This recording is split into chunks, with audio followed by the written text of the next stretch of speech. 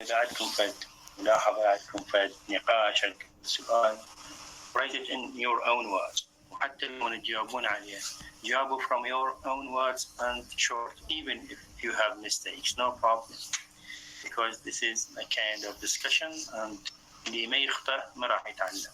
Okay, so what I need you is that choose your own words حتى يصير عندكم فد exercise or training for expressing your idea. I hope that. This is number one. Number two, today actually we have Russia. She will present chapter 9. And for the next session, I've been asked by Luma. She will have a presentation. Yes, sir. Chapter 10. Yes, chapter 10. Next lecture. Yes, sir. Okay, thank you. Thank you. Okay, let's get started. Sorry, sir. أنا راح أقدم presentation عن chapter 8. ما ذكرت. Chapter 8. عذراء. عذراء محمد شاكر. Okay. I'm sorry, Adra. Okay. Adra will present chapter 9, and after chapter Adra, we have Rasha Muhammad. She will present chapter 9. Okay, thank you. Okay, let's get started. As I told you before, we have I introduced you Bronte because we studied her novel Wuthering Heights. You will see that she has a certain style of writing, and if I ask you what was her style of writing, what will you answer me? Of course, general style. What was her style? What was Emily Bronte's style of writing? May I say? May I? Okay, Luma. Okay. Emily Bronte's style relates to Kathy, her sadness, gloomy, and dark, which were common feature of her writing. Oh, good. Yes. What else? May I, sir? Rasha? May I say? Yes, sir.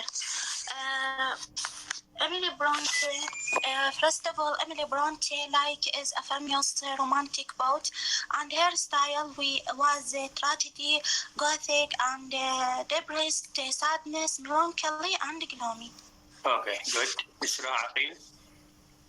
Yes, sir. Emily Bronte's style and the writing, gothic hero, sadness, gloomy, melancholy, etc. Okay, good. Ya Hassan Shasif? Yes, sir.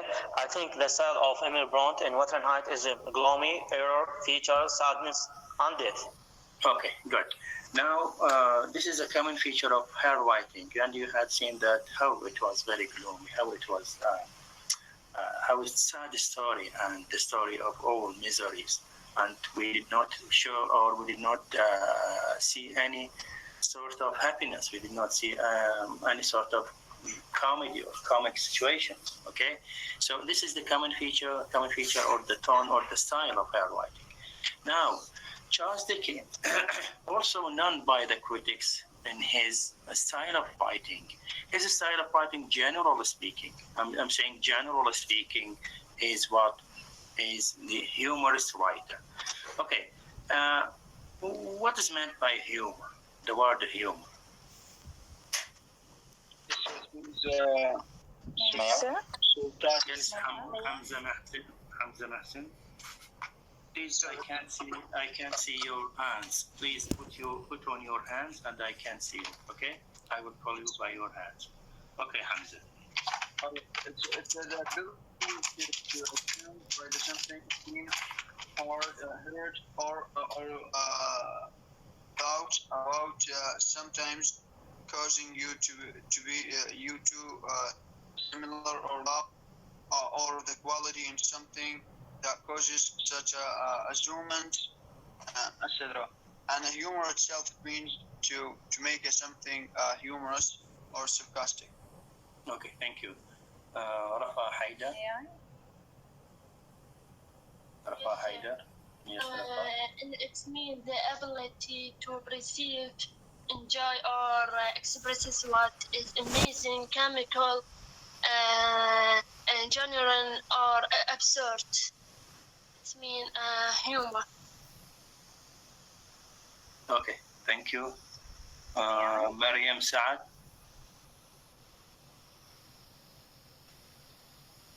Yes, sir. That humor means that the quality that makes something laugh or amusing or funny, and can see that the humor is the stations and the which is needed to induce laughter or the amusement right to skill at This call is now being recorded. the crafting humor. Okay, thank you. Yes, who else? Fatma Muhammad Hassan. Yes, sir. Humor helps reader connect with characters, help emphasize and relate ideas, and help create images in the reader's mind, makes story more memorable, and makes readers feel good. Okay, good. Now, Fatma mentioned 2 points, very important points, is that to make a memorable story, to make a memorable characters. Okay, if we compare the characters, since we have studied only one novel, so we are comparing it with the first novel in the first semester, Wuthering Heights. Okay, now, if you remember the word Heathcliff or the name Heathcliff, okay, immediately you have a picture of Heathcliff. You have a vision of Heathcliff. Heathcliff like this, like that, like this, okay, and etc. Okay, he is a gypsy. He is his love is very strong. He is let us say modest, etc., etc. So this is the quality. You remember him by his qualities. Here in the same type or in the same place. Here in this novel, you remember Mr. Gradgrind. Okay. Now you remember Mr. Gradgrind with his philosophy, with his utilitarian philosophy, and also you will know him for his humorous characteristics. Okay, the way he speaks, okay? The way he treated others, the way he even the way he speaks, even the way he represents. Okay, for example, Mr. Bounderby. You have seen Mr. Bounderby in the picture, which I presented it, or in your model, you will see that he is just like a balloon. Okay, so this is the qualities you remember them throughout history or throughout your study. So this is a good point. Okay, what else? Mariam Abed Ali. May I answer? Yes, it is about the humor. We can say humor. It is kind of a tool. The writer or the novelist use it in order to make or to attract the audience attention or the reader's attention to a specific point in his novel. Good. And sometimes. Yes, sometimes he is critics. Maybe he's critics some situation or just to attract the audience attention. Good, Miriam. She also mentioning a good point here when she said that to attract the attention of critics or of the people or the readers to his main point. Here, Charles Dickens presents the tragedy or presented or described the tragedy of the man at that time. When I say man, please, I'm saying man, it means woman and man. Okay, so let us say that he described or he wanted to describe the tragedy of people at that time in the Victorian age. But how did he want to describe it? He described it in a very humorous way. Okay, تدرون انتم الهيومر واللافتر اوكي يعني هذا الستايل will go deeply in your hearts, okay, better than, for example, tragedy, gloominess, etc. And even you have studied in drama, especially in Shakespearean drama, there was a mixture, okay, between comedy and tragedy. Why? And even the comic scenes, I think you have seen in Dr. Faustus. You have studied Dr. Faustus or not? Yes, sir. Okay. Yes, sir. We studied. Yes, Dr. Faustus was a gloomy, okay, was a tragedy of man. The tragedy of the Faustus, tragedy of a doctor, of a philosopher. But throughout the novel, there are many comic scenes. Why we use these comic scenes? To get relief, okay? To help the reader to stop the tension. You know that in a tragedy, okay, all your nerves, all your senses getting tension, like tension that's up. So when the writer put a comic relief, okay, راح تنطي the reader a sense of comedy, a sense of relief, okay, from that tension. Here, with Charles Dickens used humor, used laughter to make the characters, to make his subjects goes deeply in your heart, deeply in the history. Okay, so the common feature of his style is a humor style. Okay, humor sometimes is connected with laughter, sometimes connected with satire, sometimes connected with irony. Okay. So if you go to the slide, what is humor and what are the functions of the humor? Okay, humor is the ability to be amused, the ability to be amused by something. That thing sometimes it is seen, okay? Sometimes it is heard, sometimes it is in the characters, in the hard times, you will see the characters. Description, of course, you will see the character and you will hear his speech, okay? And you thought that he is amazing. Sometimes causing you to smile or laugh, or the quality in something that causes such amusement. This is actually the definition taken from the Cambridge Dictionary. Okay, humor concerns with emotional aspects. Look, since we are talking about emotional aspects, so that humor or laughter will go in your passionate, will go in your senses. It is the tendency of particular cognitive experience to provoke laughter and provide amusement. Humor is used by some writers to reveal the main character in their story or play. Set the theme. Okay, this is the purpose of using humor, to reveal the main characters. Okay, and to set the theme of their works, and sometimes even the tone or style of the writer is imposed by humor or by this style.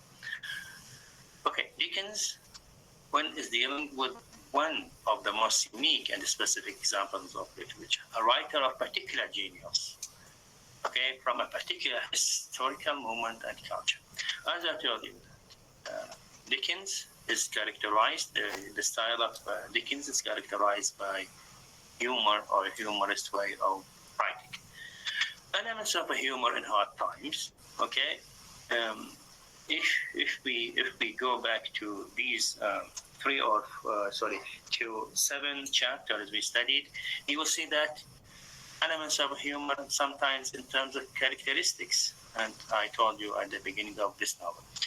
Another time is shown, or humor is shown by the dialogue, by the way they speak, by the way, for example, Mr. Grind or Mr. Bounderby, the way he speaks, and the way he, for example, advise, or you have seen him in the school, etc. Okay, if you have seen the movie, I think it is very clear to you how he shouted, how he is addressing by his hands, etc. Another kind is the situations, humor in situations. You have seen that Sparset, when she is drinking or when she is talking, she was talking with the Mr. Bounderby. She is taking shots from her teeth, okay? And then she speaks 2 or 3 words, and then again she took a shot from her tea again and again. So this is the humor of situation. I hope that you understand it. If you want for further information, of course, you can go to sources and search about humor and the style of humor in Charles Dickens. Okay. Let's come back to our chapters. I think we reached to chapter 8. You know that the title, right? It's chapter 8, right? Yes, sir, right. Okay. Yes, where is Adra? Yes, sir.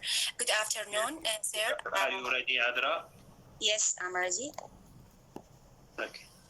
I would to thank Dr. Qasim for giving me a chance to participate. We will explain chapter 8, and I have many questions about this chapter.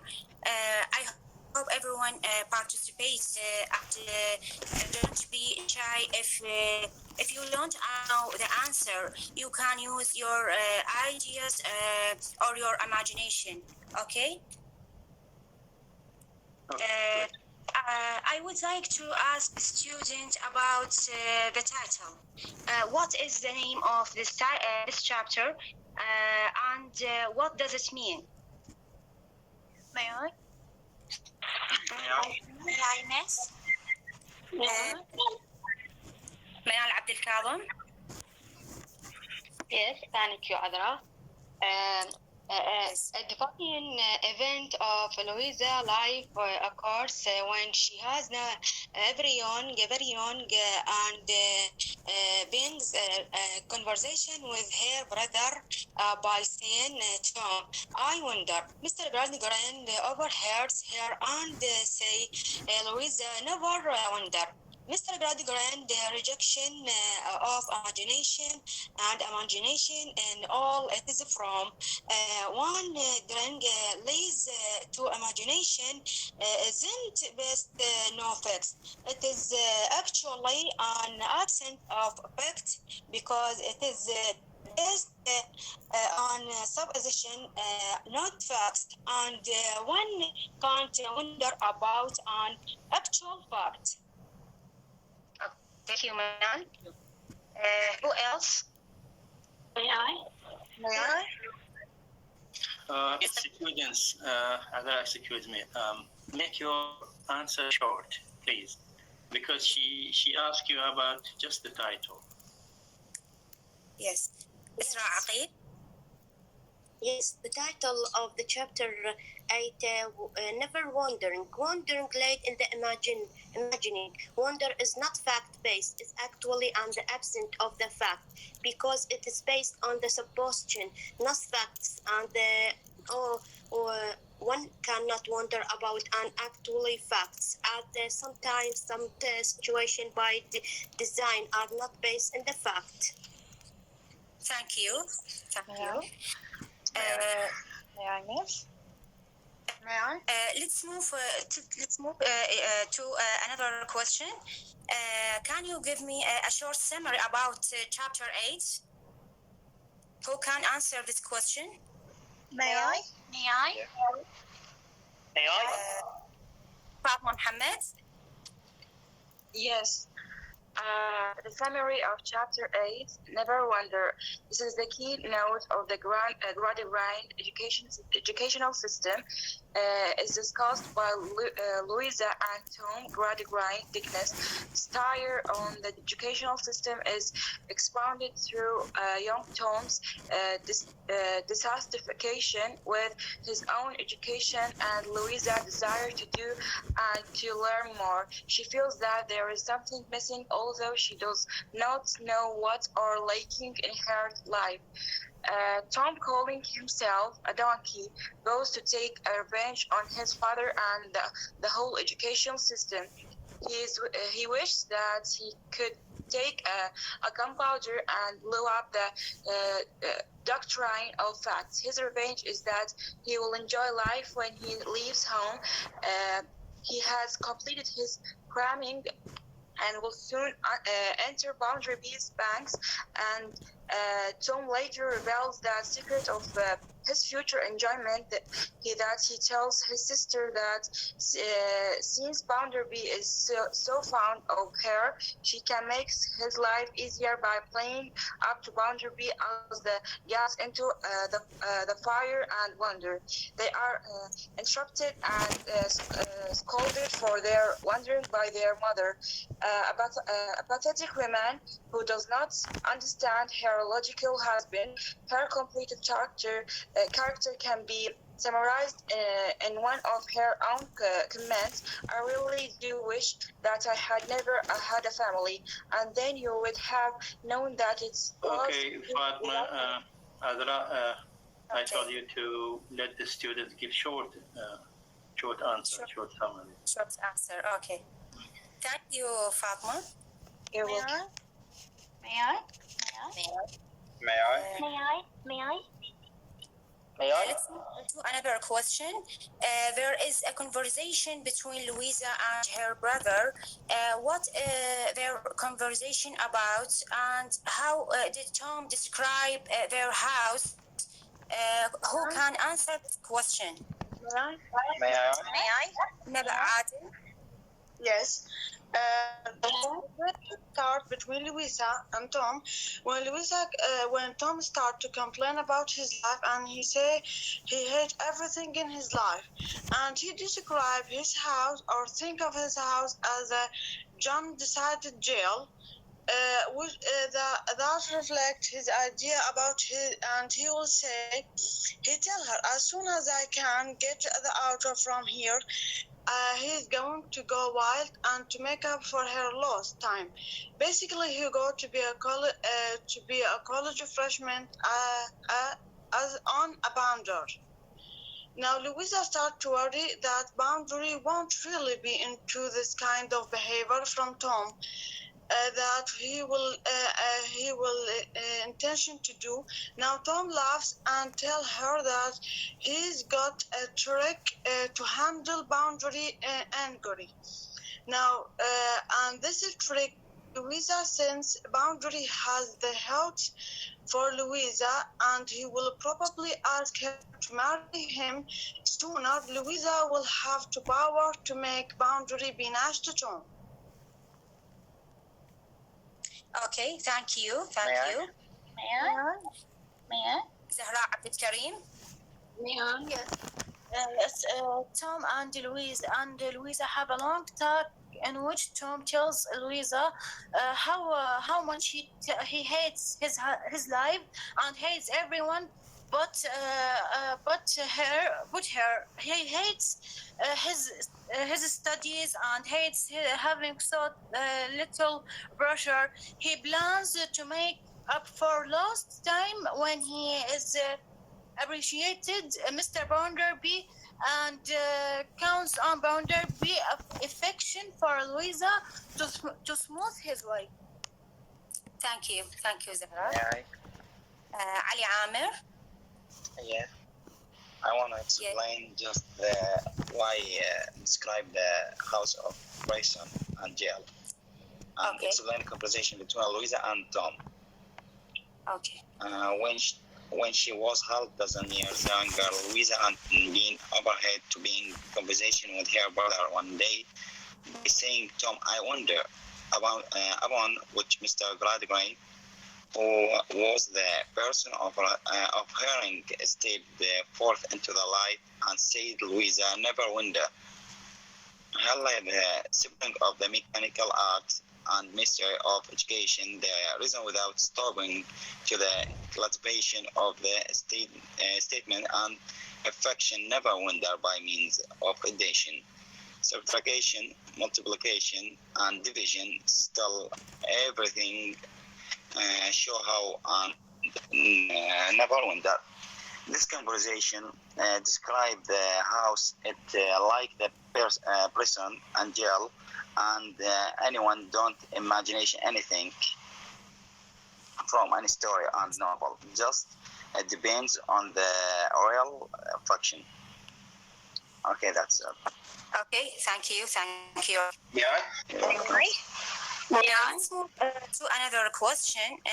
In chapter 8, Dickens draws attention to another mood of fantasy that brings pleasure to others. What is it? Who can answer this question? Can you explain your question, please? In chapter 8, Dickens draws attention to another mood of fantasy that brings pleasure to others. What is it? May I, Miss? Ali Ghali? Okay. Thank you very much. I think the hand, the worker in Cooktown, the Mr. Gradigrain, see that by Louisa wondering about everything, and by Louisa,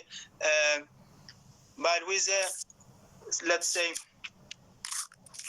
curiosity about wondering everything, he asked himself, maybe the hand, the worker in Cooktown, intention to read books in a library, intention to read books. Read books mean another amusement to people, another entertainment to people, let's say. Thank you. Okay. Thank you. I will answer this question. It is the library in Cooktown are drawn to these stories because they stimulate their imagination and causing them to wonder. Yes. Who can answer? Excuse me, miss. Can you repeat that? Excuse me. Adra, do you hear him? Yes. Can you repeat the question, please, like you asked? I don't hear well. Right. Can you repeat the question that I asked? Okay, sir. In chapter 8, Dickens draws attention to another mood of fantasy that brings pleasure to others. What is it? I mean, the library in Cooktown. May I?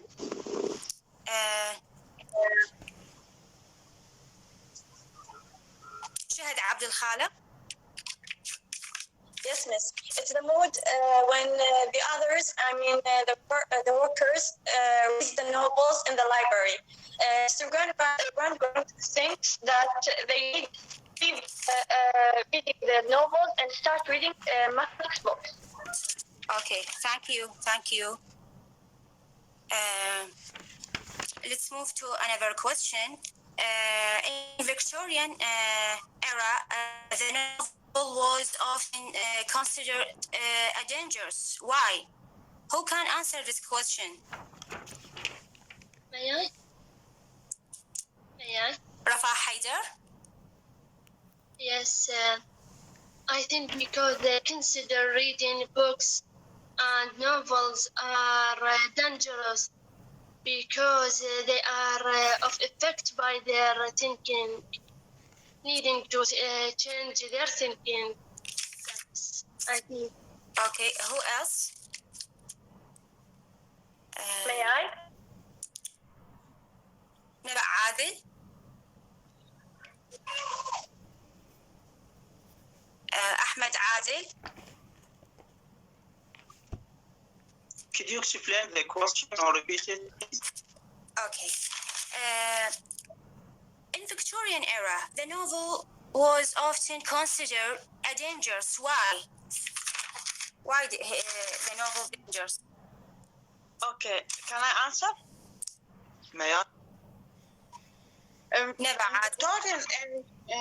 Victorian age, the novel is considered to be dangerous because the most of the novel talk about reality and realism in their story, and most of this are often referring to the politic and politician. Also, in nearly every the other work, they often attacked the general politics, so that we're making general to the danger to society or to the politics specifically. Okay, thank you. Who else? Zainab Hashim. May I? Zainab Hashim. Yes. I think people at that time thought that this novel will corrupt their mind because Charles Dickens in this novel want to say that it's okay to imagine, not only to learn facts, and that will be against the industrial revolution. So it was dangerous at that time, I think. Okay, thank you. Hussein Hassan. Yes, Mr. Thank you. I think because the whole novel in general, it was criticizing the utilitarianism, and yes. We know that at this time there was utilitarianism was very strong because the revolution of this era was exploiting the children and people to make them as a machines or tools, just only to make them as a tools to achieve the goals of the revolution or the goals and achievements of the industry. So I think the novel was criticizing this circumstances, was criticizing against these these treatments and these behaviors at this time or at this era. So the novel was as dangerous for these principles, okay, because it was a satire. We know that the novel was as a satire against the circumstances at that time. I think so. Okay, thank you. Okay. Adra, have you finished or you have another question? I have one question. Oh, please raise it in quickly. Okay. This chapter foreshadows their future. Who are they? Who can answer this question? May I? Haider? Yes. This chapter is in fact foreshadowing for Louisa and Tom.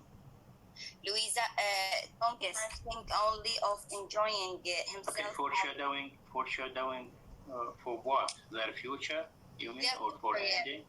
Yes, their future. Yes. Right. Yes. Yeah. Okay, Thank you. May I? Rasha Mohammed. Yes.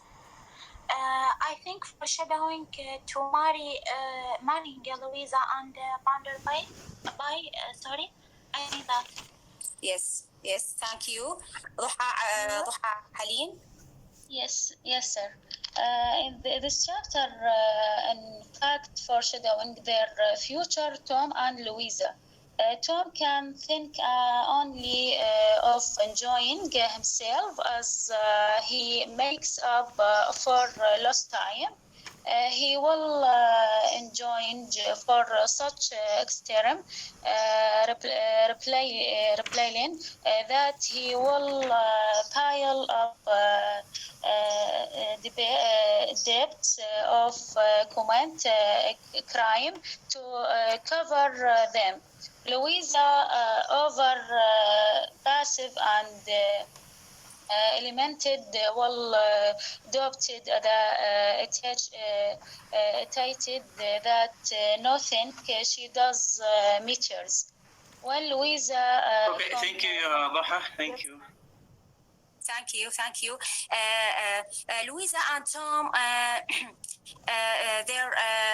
their foreshadow to future, and Louisa will marry Mr. Bounderby, and Tom will work in the bank of Mr. Bounderby, and he will go to live in the Mr. Bounderby's house.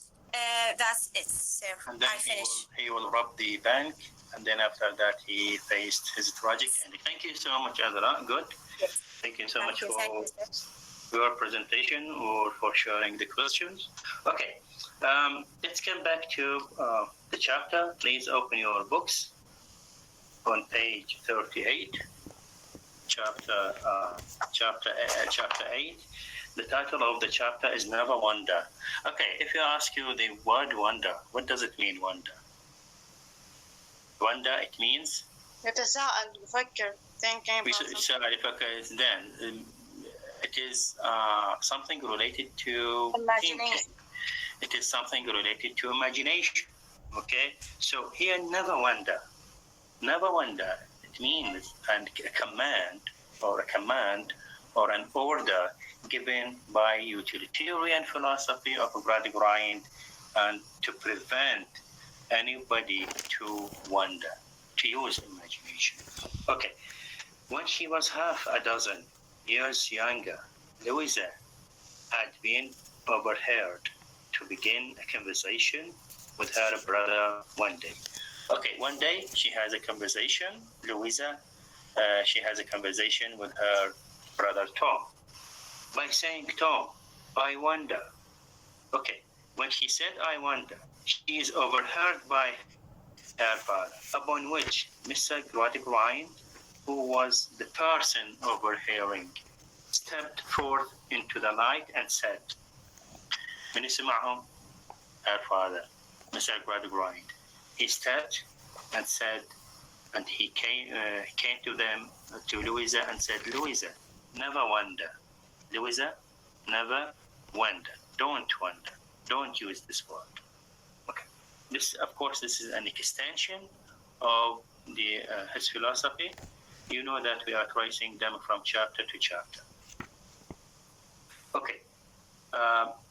Herein lie the spring. Now the role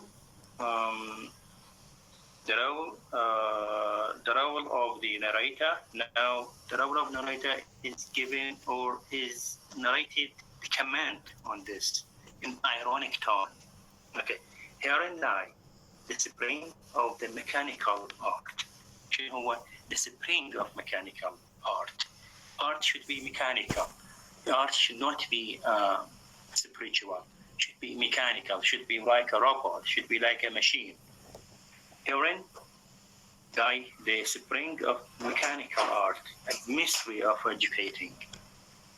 The reason without stooping to the cultivation of the sentiments and affections. Okay, never wonder, never wonder.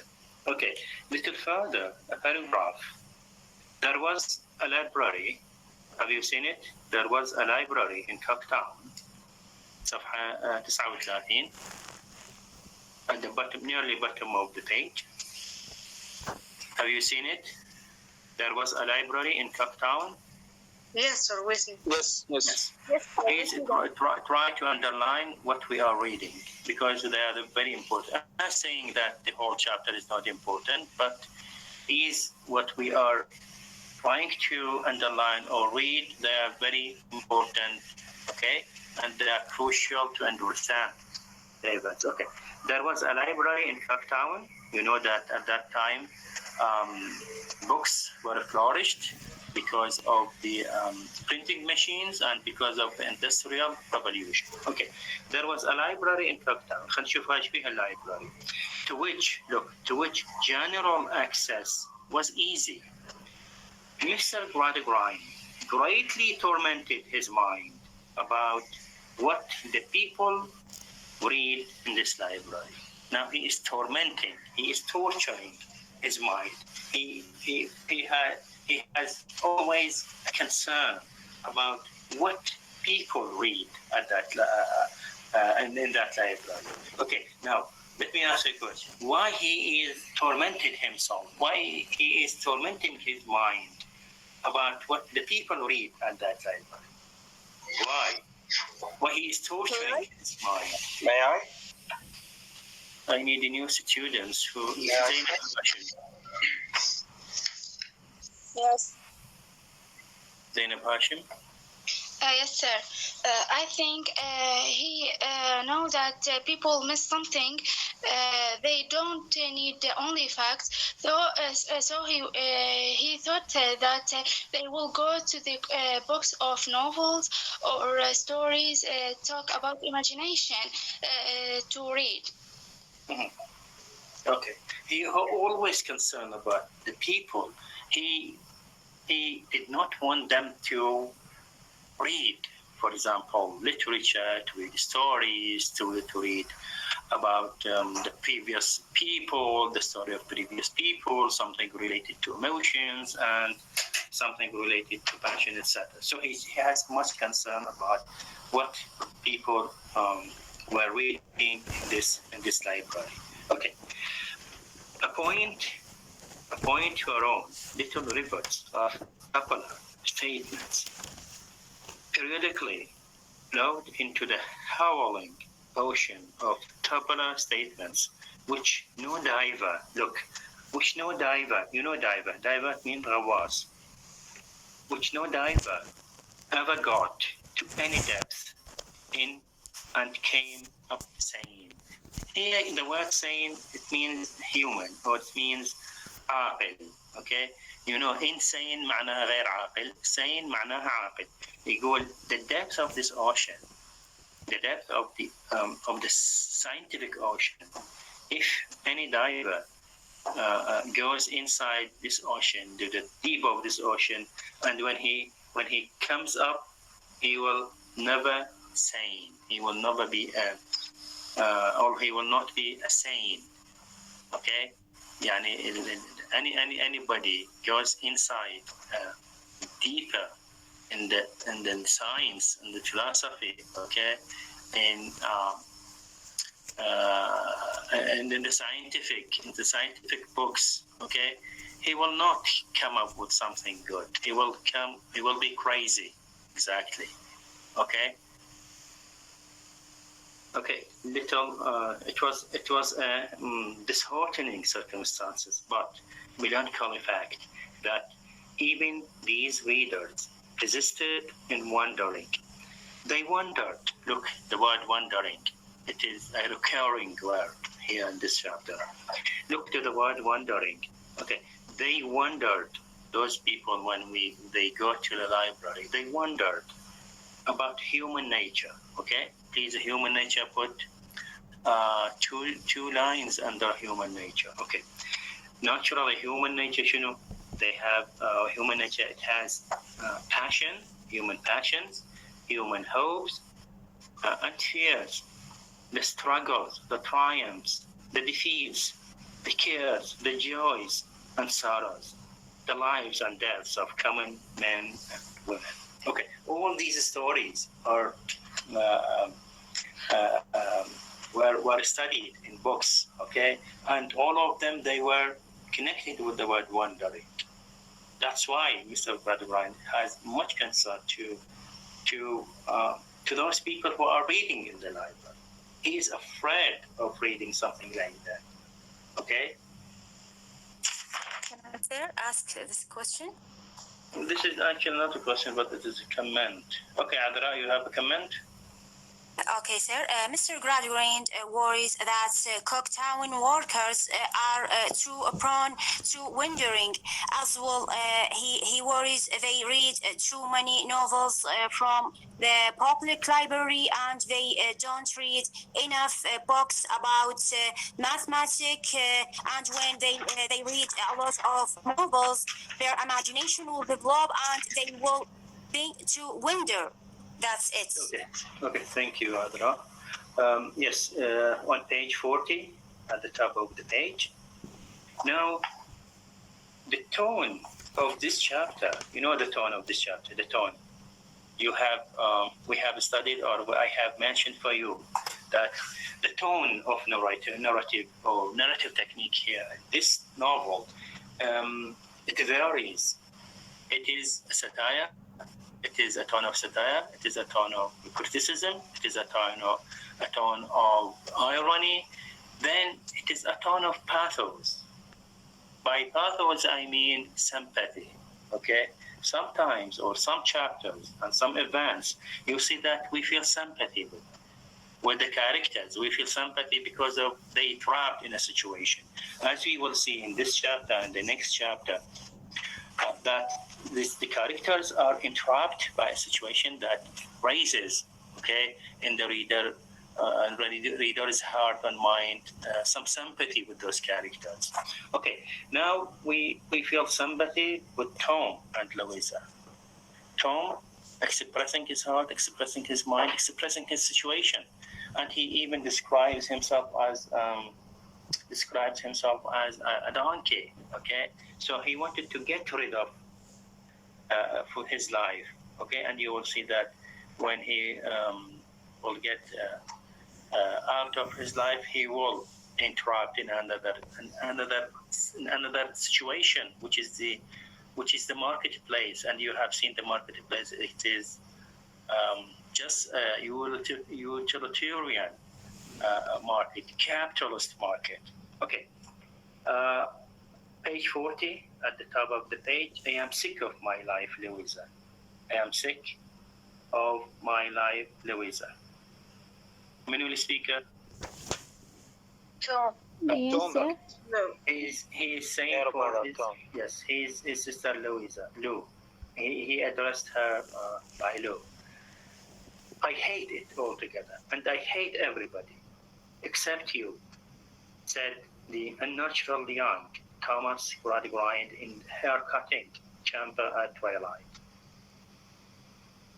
Okay, and you know this is the first seed of utilitarian philosophy. You know, seed.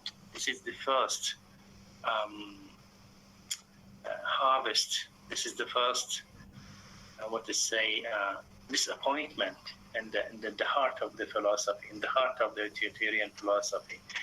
Okay, so when people is getting bored, when people they are getting sick of this life, okay, so Tom here is a victim, let us say, a victim of that philosophy. It is a victim of industrial revolution. So he is sick of his life. Okay, then they discuss about whether he loves or not love Sissy.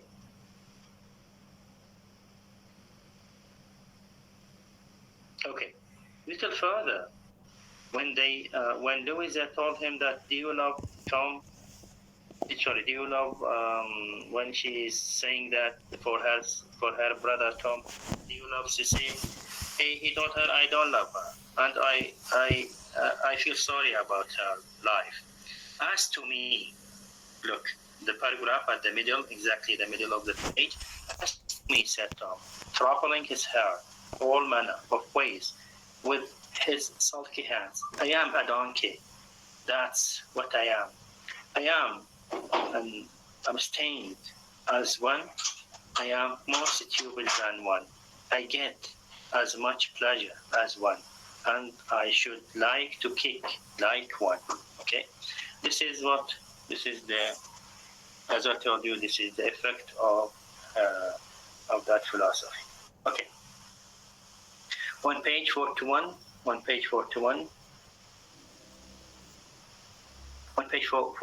before the middle, I wish I could collect all the facts. Have you seen it? Yes, sir. Yes, I wish I could collect all the facts we hear so much about, said Tom, pitifully, setting his teeth and all the figures and all the people who found them out. And I wish I could put thousands of barrels of gunpowder under them and blow them all up together. However, when I go to live with old Bounder B, I will have my revenge. Now, he wishes to have what? He wishes to have a gunpowder, okay? He wishes to have, he wishes to pump them all, to destroy them all. And he's saying that when I go to live with the Mr. Bounderby, with the old Mr. Bounderby, I will get revenge from him and from everybody. Your revenge, Tom, said Louisa. I mean, I'll enjoy myself a little and go about and see something and hear something. I'll recompense myself for the way in which I have been brought up. Look, he wanted to get rid, he wanted to get revenge from those people and from Mr. Bounder, okay, because to object, to compensate himself. Compensate, it means to substitute himself, okay, to compensate himself, and to substitute himself from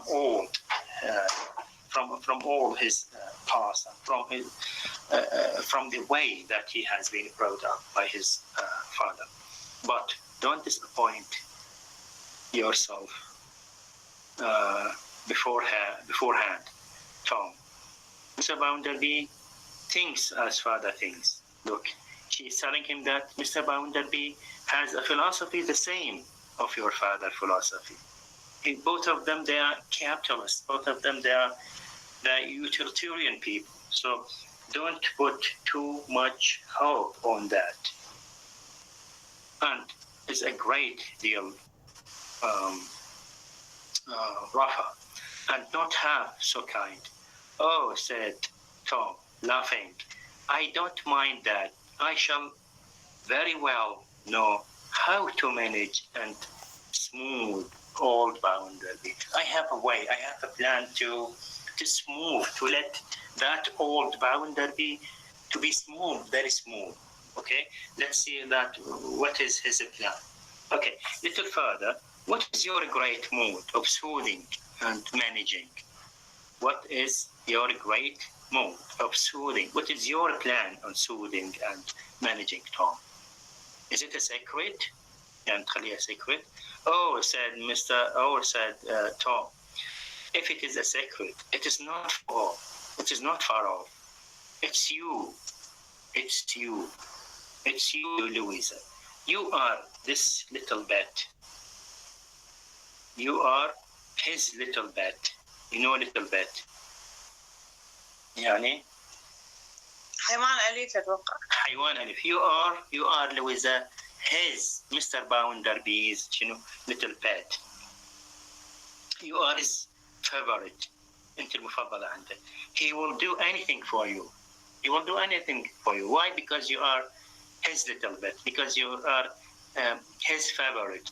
When he says to me what I don't like, if he says to me that I don't like, I shall say to him, my sister Lou will be hurt and disappointed. If he says anything no for me, for example, okay, I will tell him that my sister Louisa will be hurt and disappointed. Okay, Mr. Bounderby, she always used to tell me she was sure you would be easier with me than this. That's bring him about or nothing.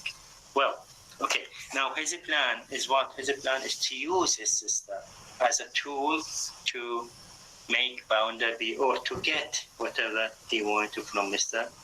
Bounderby. Okay, by this plan we come to the end of this chapter 8. Okay, may I call Rasha Muhammad? Are you ready, Rasha, for chapter 9? Yes, sir, I'm ready. Okay. Chapter 9 is the name of the chapter is to see the progress. Yes. Once again, Rasha, you have to mention the tone, okay, or to ask the students about the tone. If you have a notebook, if you have a paper besides you, the first question or maybe the second question make it that about the tone of this chapter. Okay, the tone of this chapter. Okay. Yes. Let's go, Rasha Muhammad. Okay, wish you the best. Okay. Thank you, sir. Best of luck. Good afternoon, sir, and everyone. I would like to thank Dr. Qasim for giving me this nice chance. Thank you very much, sir.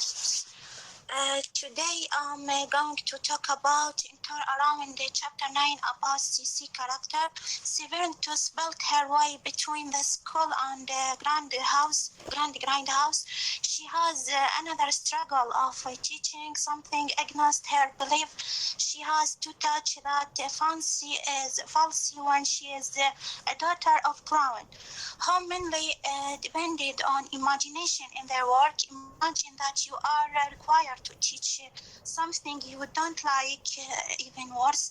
Imagine you are teaching something you don't believe.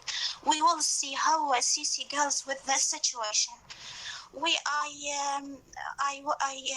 me start with the first question. First question, it means CC progress. What the significance of this name? What the significance of this name?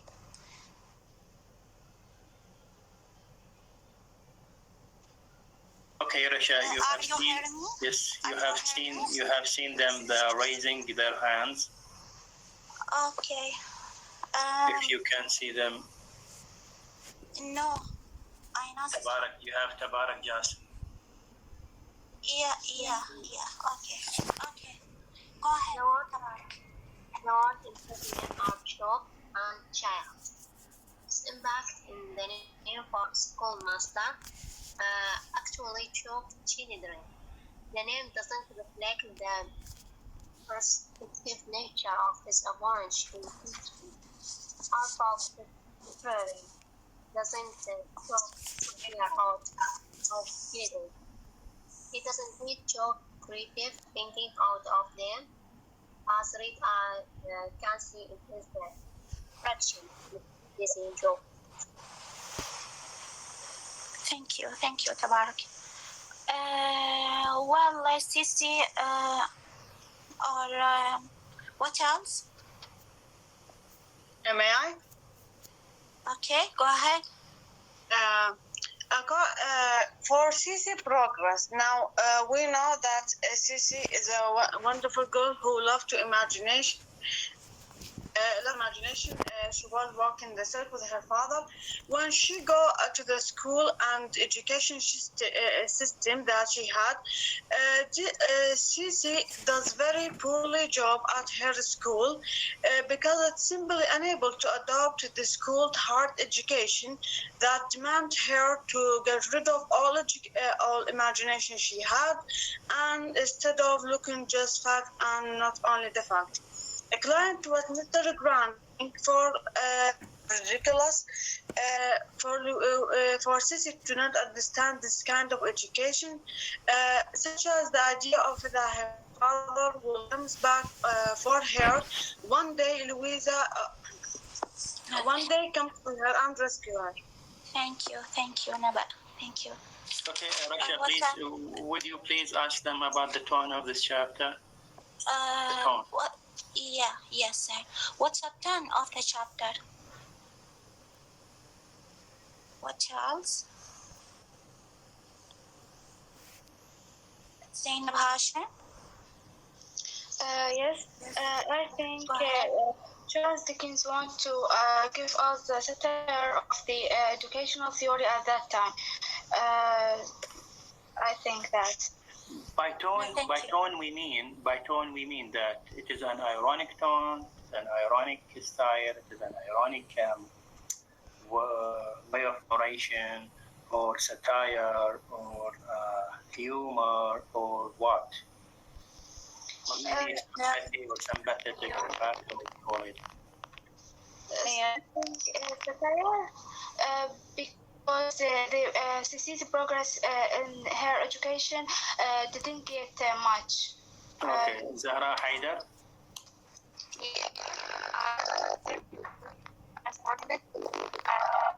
Zahra, you have a problem with your voice? You are proud. Saja Ali? Yes, Yes, Saja? to Sisi because cannot she want to be like Louisa and she couldn't create his level in her study and she decided Thank you, Ahmed Ali Ghali. Thank you, Mr. I think it's a humor and ironic session because we see here Sissy look as a stupid student. I don't think so, yeah, Ahmed. I don't think so. Okay. Thank you so much, Hussein Hassan.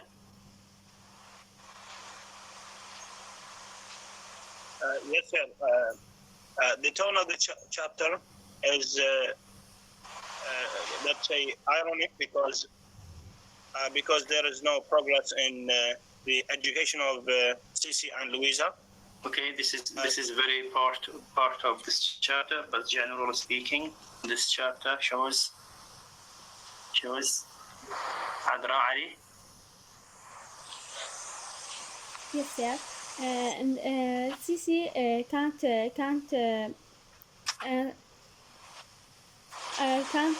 suggest in the school.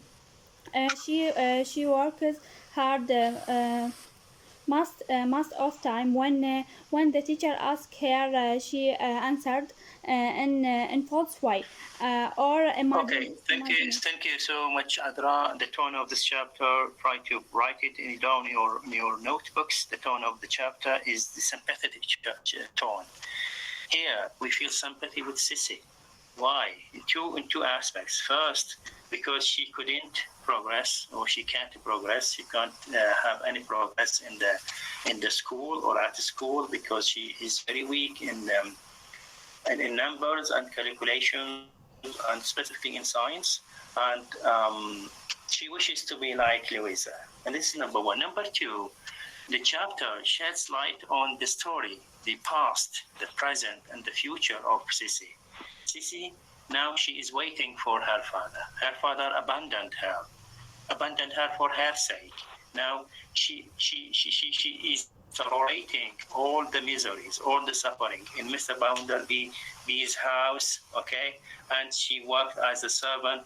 Just she is waiting her father because she thinks that if she moves to another place, her father, when he comes, will not find her. So she is devoting herself. She is sacrificing herself for the sake of her father and for the sake of her love for her father.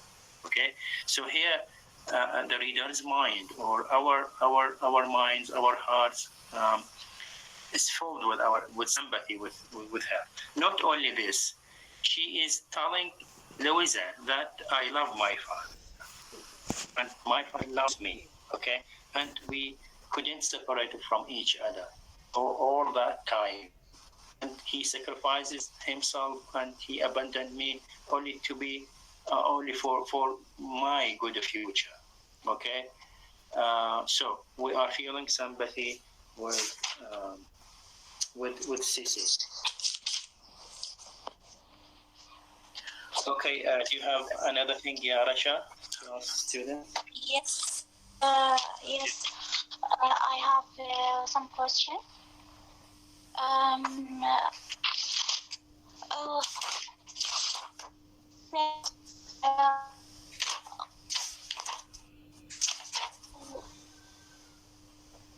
Rasha, are you there?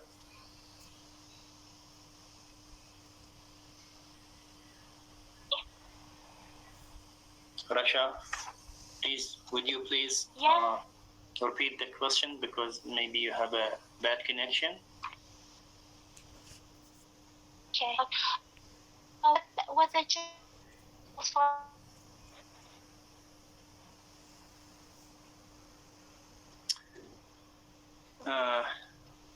It seems to go ahead. Russia. Do you hear Russia or not? Not sir. Yes, sir. Yes, sir. Okay, Rasha, would you repeat it again? Yes. I'm asking a student what the job of her mother, Sissy. Okay, good. What was her job of Mother Sissy? Shahad, go ahead. Duha Abdi Jalil. Go ahead. Should I answer the question? Shahad, okay, go ahead. I didn't hear your question well because of connection. You can speak. Okay, move to Duha. Duha. Okay. Yes, sir. Sisi reveals her mother was dead. Can you hear me? Would you please repeat it? Sisi reveals her the mother was the dance. Dance. Yeah.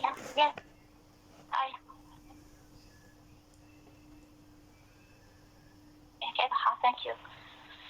Now, how is the relationship with her brand? Go ahead. Can you hear me? Okay. Yes. Question? Yes. Their conversation turned to Sisi. Yes. Their conversation turned to his parents, and Sisi reveals her mother was a dancer and her father was clown. How read her many wonderful fire tales and made her very happy. She also tells Louisa how despite her father was in his misery when he couldn't please the crowd and of his increasing depression, and how she still hopes for some word of her father. Louisa is won over and waits eagerly as beautiful Sisi forward. Okay, welcome. Thank you, Fatim. Thank you very much. Okay, do you have any other question, Rasha? Okay. Yes, one question. I have how Sissy was at Grand House. Why did she stay there? Why did she stay there in house, Grand or in school? Zahra Haidar, go ahead. Okay, so house. Zahra, your phone is not clear. Saja Hashim, go ahead. Yes. Sorry, Saja Ali. Okay, Yes. okay, go ahead. She was as a housekeeper. She helped Miss Grand and the work and tell the fancy stories to the Louisa, and that's why she couldn't stay in this house and decided to run away. But the main reason that make her to keep in it, she saw that if her father returned, he couldn't find her. Okay, Saja, thank you. Yes, sir, I finished. You finished? Okay, thank you so much. Rasha, you have done well. Thank you so much. You and your class today. Okay, let's get back to our text. We know that Sisi's progress, the name of the chapter 9, you know that there is a progress in her personality. Now she is realizing that. Sisi is realizing of her dilemma, of her jail, of her maybe she can see her gloomy future. But what is make her have or has a hope is that she has a great hope in her father. Okay, Now, when we're talking about Sissy and her father, put in your mind, for example, the sons of Miss Gride, okay, or maybe Mr. Bounderby when he was a child, okay, how Mr. Bounderby was hating his mother and even his grandmother, okay. Whenever we speak about Sissy and her father, put this on your mind. Put your contrast or the opposite picture of Mr. Gradgrind's sons. Okay. Okay. In this chapter, on page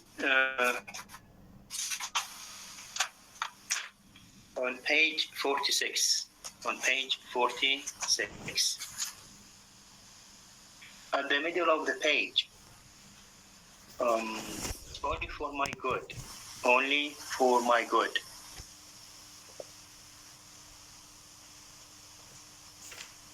Only for my good. Have you seen it? Yes, sir. Okay. صفحة 46.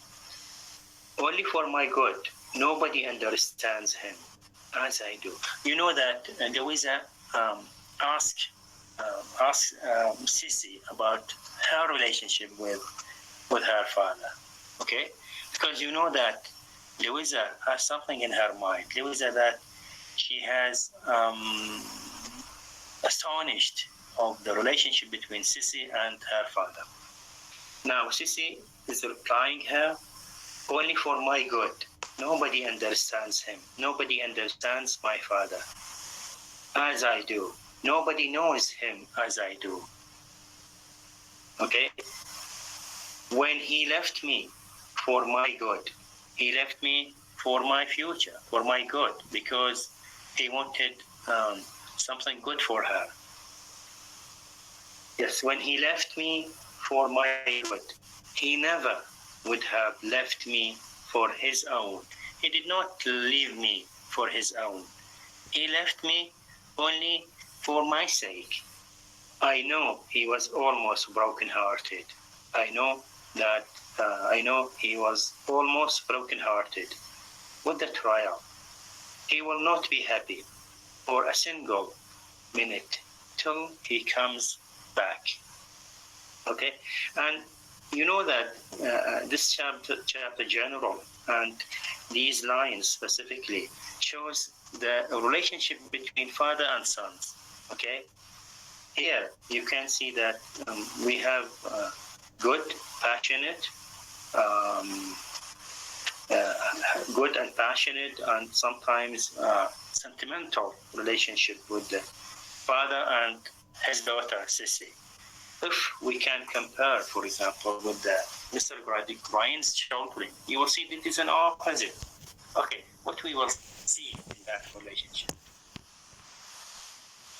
I mean, between Mr. Grind and his children. May I say? Okay, Zainab Hashim. According to Tom, we see that he was hate and want to revenge from his father. He was hate him. Mm-hmm.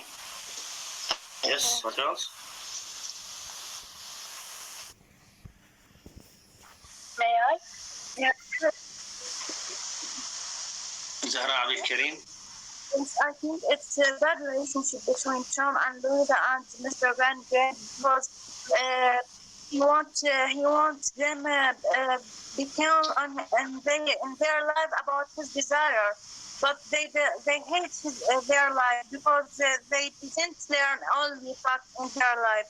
We saw that Louisa when he talked to her friend, and he thinks she was stupid. And we saw that when Tom talked to his sister, and he hated his life and his study and his house. So the relationship between the father and their sons is bad. It's not good. Okay, good. Murtada Muhammad. Yes, sir. Let's talk about from the side of the father. The children hate their father because he, as we know, but the father is loves his sons, and he wants to protect them from their feelings, from the imagination, and that's only because a bad childhood. He don't want them to be like him, to be affected by the feelings. He wants them to be just by the facts. Okay, thank you, Murtaba. Hassan, but please quickly. Yes, in a brief, we can say that Mr. Gradgrind was concentrated his children just only to have a knowledge, just only to have sciences and education. So they didn't have any freedom in their life. Whereas father of Sisi gave her freedom to have knowledge, to have education. So he left her for her good. Okay. So the children of Mr. Gradgrind was reconstructed. I mean, muqayyadin, limited, with no freedom, but Sisi was having a freedom. Okay, thank you so much. Yeah, Hassan. Okay, do you have any other comment? May I answer? Rasha, you have something? Okay, Rasha. About a relationship.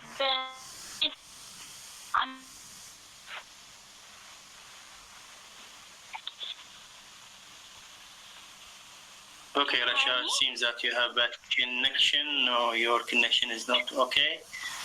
May I, yes. sir? Yes, Fatma. I think so. He takes away the childhoods of both, taking away their imaginations. He believes children should be raised from the earliest age to learn only the particular useful facts about the world. Okay, thank you. Yes, other comments? May I, sir? Okay, Nabel.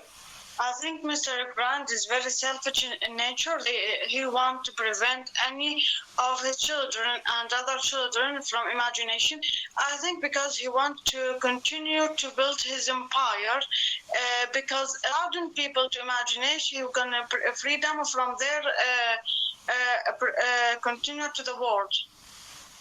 Okay, thank you so much. Okay, who else? May I answer? Okay. Okay, all of us, when we was as a kids, we feel something hate or something for our father because we force us to do something we don't like. We force us to read always, to command us to read, command us to sleep in time, don't want to do. Don't like us to play, don't like to go to entertainment, to get us as this a nature of child, as we know that. So this relationship, I explain this relationship by this point. Okay, thank you so much, Ahmed. Actually, Ahmed, have you seen the movie which I sent it to you? Yes. Good. It's a lyrical movie, and I have found much similarities with your. Yes, there's a series for it, a new series. Actually, I'm waiting to compose another scene, if you can. Yes, looks and that's. أحمد يعني أنا أنتظر من عندك إنه to compose another verse or another lyric from another situation, if you can. Yes, I have a new lyric, but about the 12th night. Okay. Yes. Okay, thank you so much, Ahmed. Okay. Luma Muhammad. Yes, Luma. Okay, sir. I talk about the title Never Wonder. In the previous chapter. Okay, go ahead. Yes. Never wonder. These words are said by Mr. Gradgrind to his daughter Louise when her overheard her talking with Tom, her brother. saying, Tom, I wonder. So this refers to Mr. Grant this proverb and of fancy and imagination in all is from, because wondering leads to imagining, and wondering is not fact based. It is actually on in absence of fact. Okay, thank you, Luma. Good. Okay. Let's close this session. Before closing, I'd like to say that you know that next Thursday will be Eid, okay, Eid Fitr. So we have to take the 2 sessions on Monday. يعني بنفس وقتها. شو وقت عندكم احنا بالجدول الأصلي؟ يوم الاثنين، تمام؟ 2 و3. اوكي 2 و3. فاحنا بعد ما نقدر نفقد اي محاضره لان فقدنا محاضره البارحه او اول البارحه يوم الثلاثاء. So we are unable to lose any other lectures. So next time inshallah you will have on Monday 2 chapters. Chapter 10 اللي هو Stephen Blackpool and chapter 11. Excuse me, sir. Yes. May I give a presentation for one of these 2 chapters, please, if you don't mind? Okay, but I think Luma, which chapter you want? 10. Yes, chapter 10. If you want chapter 11. Okay, problem. Okay. So then chapter 10 for Luma and chapter 11 for Hussein. Okay, thank you so much and see you later. أستاذ. نعم. محاضرة الخميس راح تلغي يعني؟ temporary. You know temporary بعد انتم تقررون ورا العيد تقررون تردون خلوها تردون تروحوا. I don't have any mind. أستاذ. ما عندي كل. بس الصراحة احنا كلش لا نفهم لأن وقت المحاضرة شوية يعني زين مو مثل باقي المحاضرات قصيرات ما نفتهم الشيء يعني نحن نشرح على يوم الخميس لأنه ما نفهم يعني المدة قصيرة. يس لما يس زينب انتم اتفقوا الجدول الاصلي يوم الاثنين تردون يوم الخميس عندون ماي ما عندي اي استاذ افضل الخميس افضل شيء الخميس انا كمان اقول ان شاء الله نتفق ونعطيك خبر. اوكي ان شاء الله. Okay, thank you sir. Thank you. I have a question if you don't mind, if you have time. Yes, Ahmed. Yes, thank you. I'm free. Ask whatever you like. And if other students want to leave, okay, no problem. Thank you, sir. As a humor style, could we say that Charles Dickens writes in this style, just want to encourage the people in that time to read this novel because the people don't know about literature or are forced to read just a science book, a mathematics book? Could we say that? لا هو الأدب والليترشر from all ages, okay? هو الكتابات والمسرحيات والشعر مو أول ما بدأ شعر وقصة بعدين مسرحية بعدين رواية هو الأدب موجود, okay? لكن he wrote it, you know that يعني تسمية Charles Dickens he was a reformer, you know reformer, مصلح, okay? He wanted to draw the people's attention to vices of industrialization, you know vices, bad sides, problems of industrializations, okay? And he wanted the readers or the people aware of their condition, number one. Number two, you know that maybe he has been accused as like a utilitarian people. He wanted, you know that he was an editor of a magazine, كان هو محرر magazine, and the magazine selling decreased, okay? So he wanted to increase the selling of that magazine. So he wrote this this is of course this is the shortest novel of Charles Dickens. يعني هاي أقصر رواية تشارلز ديكنز. ومثل ما قلت لكم بأنه كان تفكيره هم تفكير مادي، أوكي، عندما كتبها إنه حتى increase أرباح المجلة. حتى تزيد أرباح، وفعلا زادت أرباحها triple، يعني 3 أضعاف زاد. But he is a talented writer. He is a talented writer. We can say behind this novel there is a mortality، يعني أكو هدف أخلاقي وراها، أكو رسالة. Of course, moral message. Of course, it has many moral messages. Instead of Wuthering Heights, there's it's art for art's sake. Yes, for art's sake, right. Now we can't say that this is the art for life's sake. You know that حتى تلقونها شوية easier in reading، حتى كلماتها مو كل صعبة.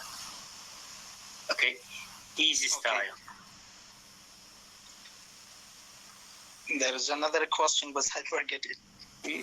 Thank you, sir. Thank you. Okay, you're welcome. Yes. We can say that her answer is art for life's sake. Yes, art for our life's sake, because we have many messages, we have many lessons from it, right? Yes, I remember that. As we see, the Mr. Granigred called Sissy when she said, "My name is Sissy." But what about Lo, or what about Tom? The real name Louisa and Thomas. Louisa. Yes. Does Mr. Grandigrain call them by this short name? Yes, good. Yeah, this is good.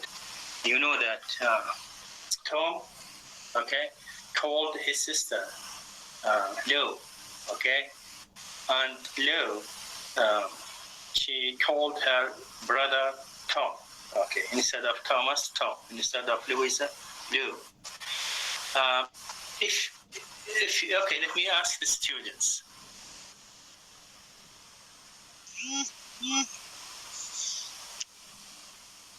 Yes, whether their father called them by Tom or Lou or not. What I watched a movie called Tom by Tom.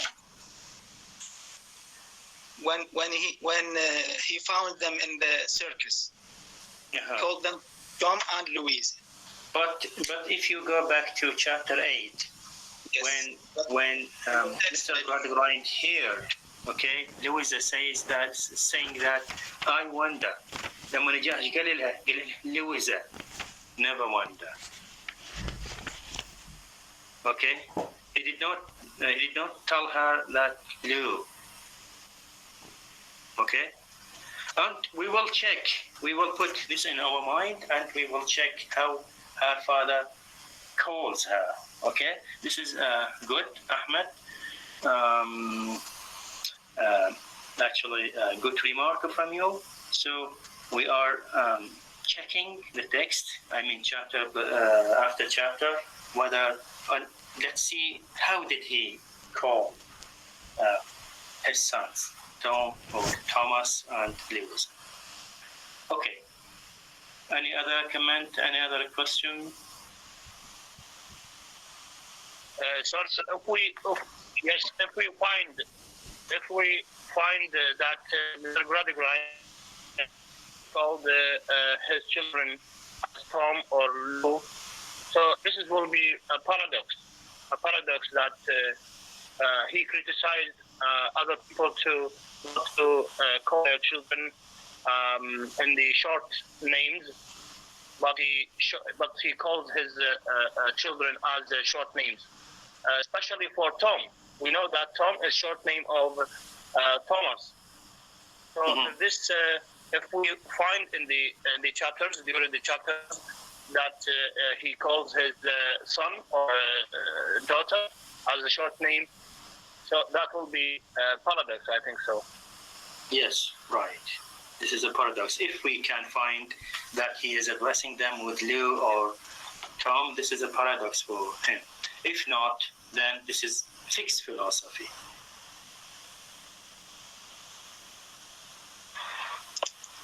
May I say? Okay.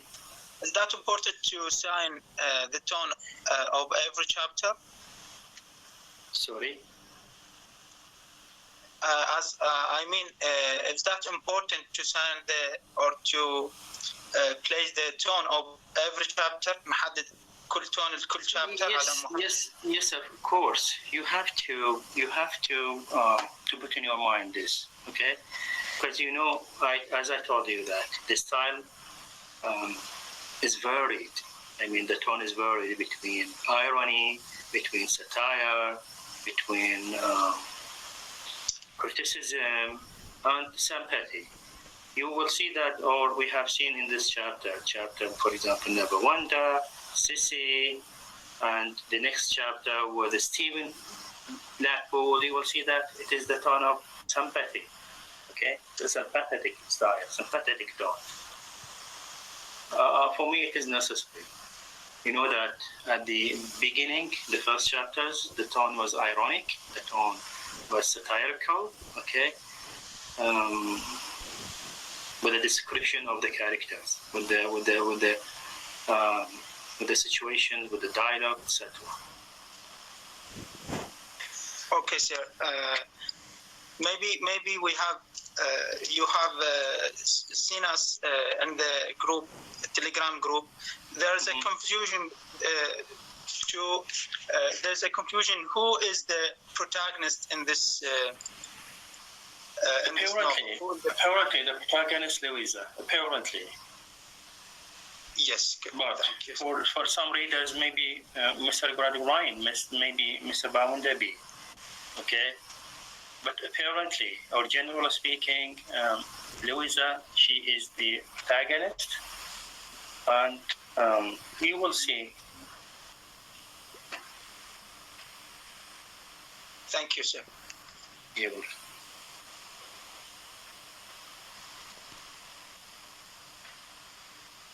Okay. Thank you so much for your listening. See you then. Bye-bye. Thank you.